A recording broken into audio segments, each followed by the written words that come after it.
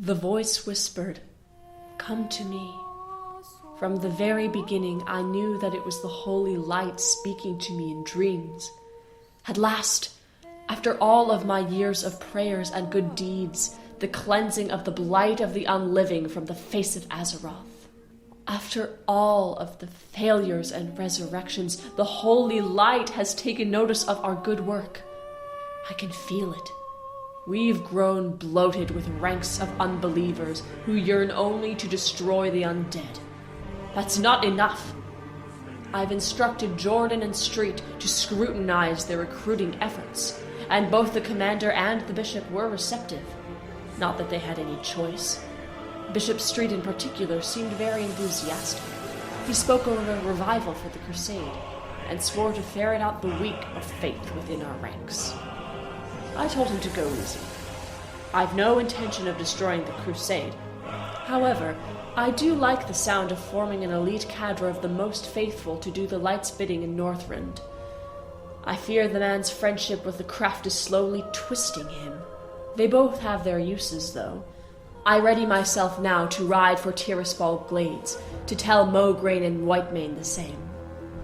If the light is truly calling us, we must be unwavering in our faith, or all of this will be for naught.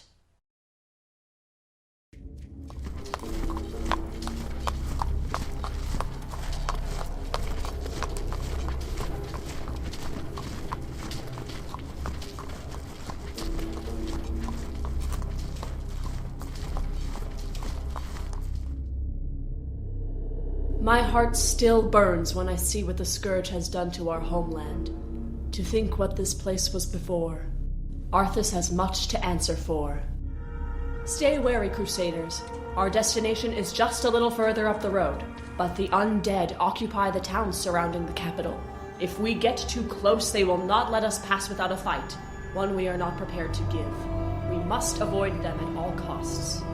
Wretched Crusaders, this kingdom belongs to the Dark Lady. You are not welcome.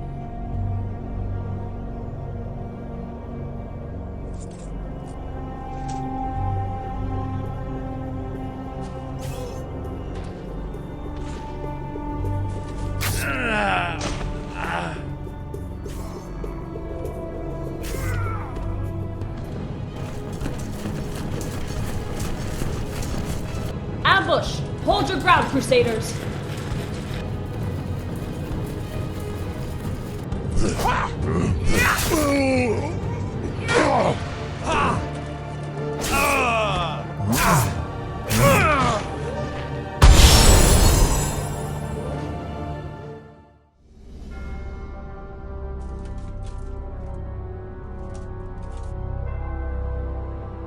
Prepare to meet your end, monsters. Face the might of Mograine!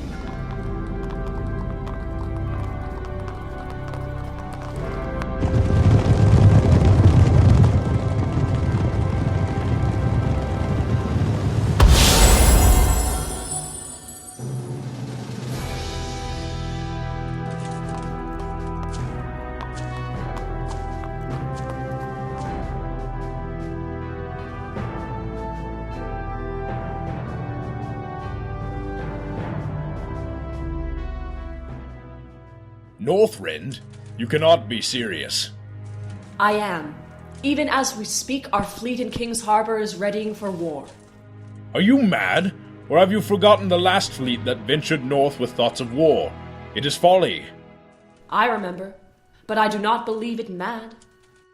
Neither did Barry Westwind. And where is he now? Buried beneath a frozen waste with the better half of our strength beside him. Not one man of his doomed expedition returned home. The betrayer must pay for his crimes, it is true, but not at the expense of the crusade, not with so much still to be done here. You will find only death in the cold north. Not this time. The light has spoken to me in dreams, and it has shown me now is the time to strike. I care little for your dreams, Abbendis.